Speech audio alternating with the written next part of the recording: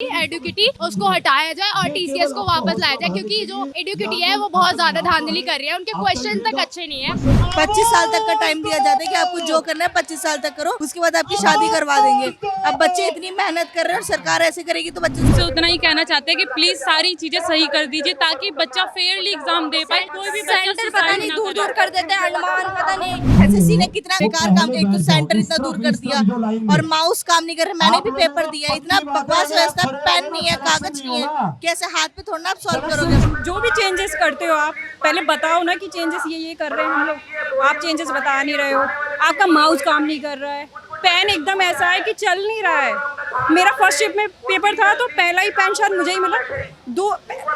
50 पैसे वाली पेन होती है ना वो, और शीट इतनी पतली, वो लिखते ही फट रही है। एक तो कम वैकेंसी से निकलती है और जितनी निकल रही है उनमें धांधली हो रही है, जो कि हम बर्दाश्त। लड़कियों को ये बोला जाता है कि तुम्हारी शादी बाद पढ़ सकते हो, बट ऐसा कुछ नहीं होता। शादी बाद मोस्टली लड़कियां नहीं पढ़ पाती, वही लड़की पढ़ सकती है जिसका हस्बैंड उसको सपोर्ट करे, अच्छा हो, वही कर सकती है। लड़कों को मैं यही कहना चाहूंगी, शादी के बाद अगर तुम्हारी लड़की पढ़ रही है, मतलब वाइफ पढ़ रही है, तो उसे पढ़ाओ, कुछ बनाओ। कितनी तादाद में यहाँ पे स्टूडेंट्स अपने टीचर्स के साथ आए हैं प्रोटेस्ट करने के लिए। इतनी भीड़ है यहाँ पे, उनकी मांगे यही है कि एग्जाम में ट्रांसपेरेंसी होनी चाहिए। पहली बात, अगर आपको वैकेंसी नहीं निकालनी है या नहीं देना है, जो आपके पास नहीं, आप बोल दो तो हम कहीं और शिफ्ट हो जाए, हम कुछ और करें, कोई काम करें। आप निकालते हो, ट्रांसपेरेंसी रखते नहीं हो। आप एडुकेटिव में ही थोड़ा चेंज करिए, टीसीएस को वापस लाइए। कब तक बच्चा सहेगा? कब तक? कितने बच्चों को मारोगे? कितने बच्चे फांसी लगाएंगे ये बताओ। दिल्ली में रहने वाला बच्चा राजस्थान जाएगा पेपर देने के लिए, अंडमान निकोबार जाएगा। वो एट द पॉइंट चेंज कर रहे हैं। मैं जिस रिक्शा में जा रही हूँ वहाँ लड़कियाँ कह रही हैं अच्छा हमने रात में निकाला, लेकिन परसों एडमिट कार्ड देखा तो वो तो कोई और सेंटर था, पर रात में ही उन्होंने कहा मैंने अच्छा रात में निकाला। और मेरे को तो डर था कि मैंने तो परसों निकाला, कहीं मेरा तो चेंज नहीं करते। और एडमिट कार्ड आपके मोबाइल पे ही नहीं खुल रहा है, वो सिस्टम पे खुल रहा है। आज यहाँ क्यों मौजूद हैं आप? मैं एग्जाम एसएससी एग्जाम स्कैम के लिए आई हूँ, स्कैम जो हुआ है उसके लिए खिलाफ। क्या क्या प्रॉब्लम फेस करनी पड़ती है जब एग्जाम सेंटर पे एग्जाम देने जाते हैं? मैंने एग्जाम दिया है। कुछ प्रॉब्लम फेस करी है आपने जब एग्जाम सेंटर पे गए? मैंने एग्जाम पे मैं गई, मेरे को बिठा लिया, एडमिट कार्ड पे सब लिखवा लिया। उसके बाद पता चलता एग्जाम कैंसिल हो गया विदाउट एनी रीज़न। क्या वजह थी, होगा नहीं होगा आगे, ये भी नहीं बता रहे। उसी कॉलेज में अगला शिफ्ट भी एग्जाम था, वो भी कैंसिल। मैं तो फिर घर चली गई। At a point exam cancel हो जाते हैं। मैं एडमिट कार्ड पे सब लिख चुकी हूँ, जो इंस्ट्रक्शंस थे वो लिख दिए पेन से, वो कैंसिल हो गया। और यहाँ भी नहीं, एंड में जाके एग्जाम होता है। और जिस तरीके से हमें सुनने आ रहा है कि ट्रांसपेरेंसी नहीं है, ट्रांसपेरेंसी नहीं है एग्जाम सिस्टम में, नहीं है, बिल्कुल भी नहीं है। आप पहले बताते नहीं हो कि कैसा आपने पैटर्न रखा है। बच्चा प्रीवियस ईयर देख के जाता है एग्जाम। जो भी चेंजेस करते हो आप पहले बताओ ना कि चेंजेस ये कर रहे हैं हम लोग। आप चेंजेस बता नहीं रहे हो, आपका माउस काम नहीं कर रहा है, पेन एकदम ऐसा है कि चल नहीं रहा है। मेरा फर्स्ट शिफ्ट में पेपर था तो पहला ही पेन शायद मुझे ही मिला। 50 पैसे वाली पेन होती है ना वो, और शीट इतनी पतली, वो लिखते ही फट रही है। इन्होंने शीट भी प्रोवाइड कर दी जिसमें हम रफ शीट कहते हैं, वो भी फट रही थी लिखने पे।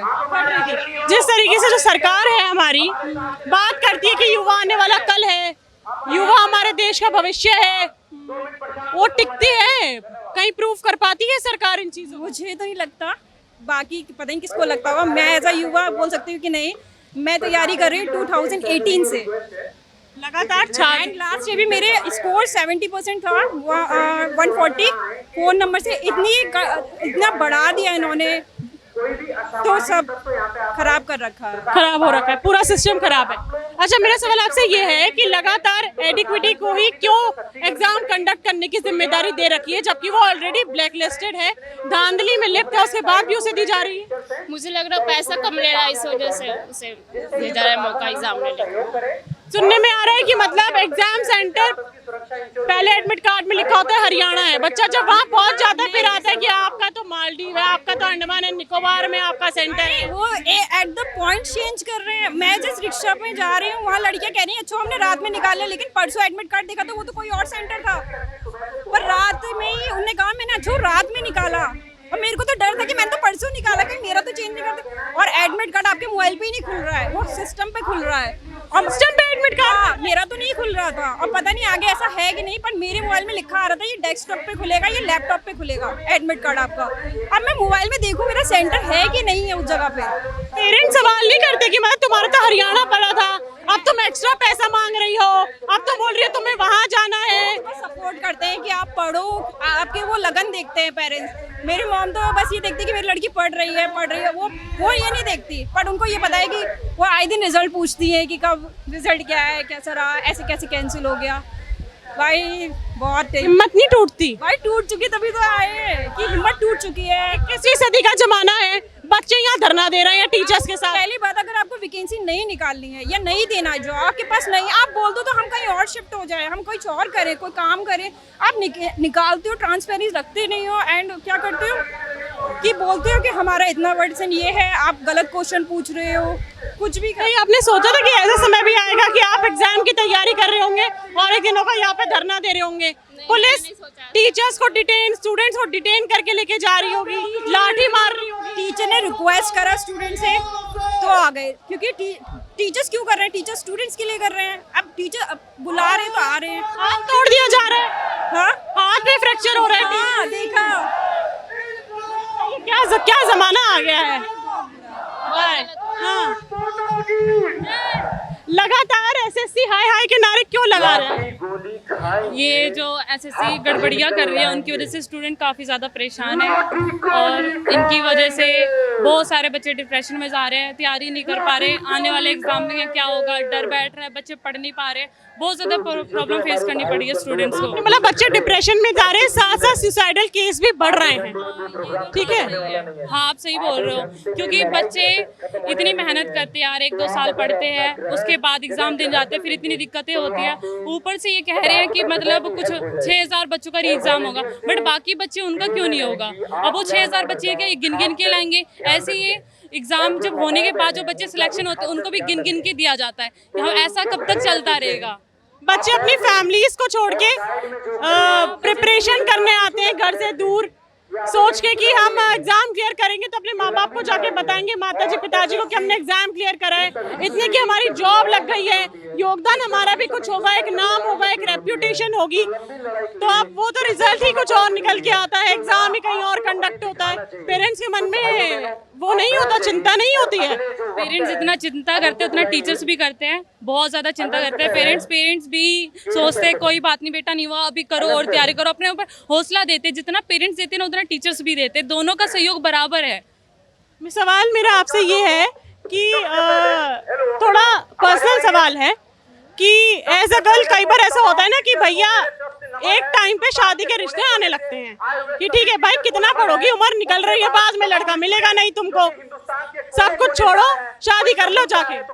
एज भी ना एसएससी में जो हम फॉर्म वगैरह भरते हैं इसमें एज भी मतलब लिमिट वो होता है 23-24 साल तक ही, और उसमें उस टाइम में शादी कर देते हैं माँ बाप, भी कहते हैं कि क्या पढ़ेगी ये वो, शादी भी कर देते हैं। इसलिए शादी इसलिए कर देते हैं क्योंकि उन्हें डर लगने लग जाता है कि अब नहीं हो रहा, कितना पढ़ेंगे, आगे जाके रिश्ता नहीं मिलेगा, आज घर अच्छा नहीं मिलेगा, पेरेंट्स को भी उसकी लाइफ की टेंशन रहती है, इस वजह से कर देते हैं। और लड़कियों को ये बोला जाता है कि तुम्हारी शादी बाद पढ़ सकते हो, बट ऐसा कुछ नहीं होता, शादी बाद मोस्टली लड़कियां नहीं पढ़ पाती, वही लड़की पढ़ सकती है जिसका हस्बैंड उसको सपोर्ट करे, अच्छा हो, वही कर सकती है। लड़कों को मैं यही कहना चाहूँगी, शादी के बाद अगर तुम्हारी लड़की पढ़ रही है, मतलब वाइफ पढ़ रही है, तो उसे पढ़ाओ, कुछ बनाओ, लड़कियों को बनाओ, क्योंकि लड़कियां बहुत कम आवाज उठाती है पढ़ने के लिए, क्योंकि मैंने बहुत जगह देखा है कि लड़कियों को दबा दिया जाता है, तो मैं चाहती हूँ लड़कियां उठे, दबे ना। रिश्तेदारों से फेस नहीं करना पड़ता कि अरे बेटा शादी कर लो, या फिर बार बार एक होता है ना रिश्तेदारों की, मेरी फैमिली और रिश्तेदारों को नहीं सोचती, क्योंकि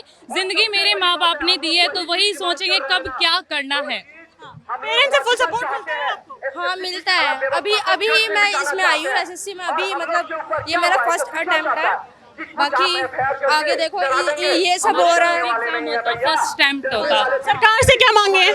हमारे सरकार से कोई बट जो सही करो, हम से उतना ही कहना चाहते हैं कि प्लीज सारी चीजें सही कर दीजिए ताकि बच्चा फेयरली एग्जाम दे पाए। कोई भी सेंटर पता नहीं दूर दूर कर देते हैं, अनुमान पता नहीं, ये मतलब दूर दूर करते हैं, 500 दूर दूर कर देते हैं, ये सब सही करना होगा इन्हें, वरना नहीं चल पाएगा। नहीं हाँ नहीं नहीं चल पाएगा ऐसा। कब तक बच्चा सहेगा? कब तक? कितने बच्चों को मारोगे तुम? कितने बच्चे फांसी लगाएंगे ये बताओ। ये बस तो जी बच्चों का मनोबल कहीं ना कहीं टूट रहा है। कहाँ से आए हैं? दिल्ली से। तमाम स्टूडेंट कहीं हरियाणा का होता है, देश के अलग अलग राज्यों से होता है, अपने घर को छोड़ के बाहर प्रिपरेशन करने आते हैं और जब पता लगता है कि एग्जाम में ट्रांसपेरेंसी ही नहीं है, माउस नहीं चल रहा है, शीट फटी हुई है, एडमिट कार्ड 2 दिन क्वेश्चन का कुछ अता पता नहीं है, क्वेश्चन कुछ और आंसर कुछ और देते हैं, ऐसे ही हो रहा है। सरकार से क्या मांगे? सॉरी, सरकार से क्या मांगे?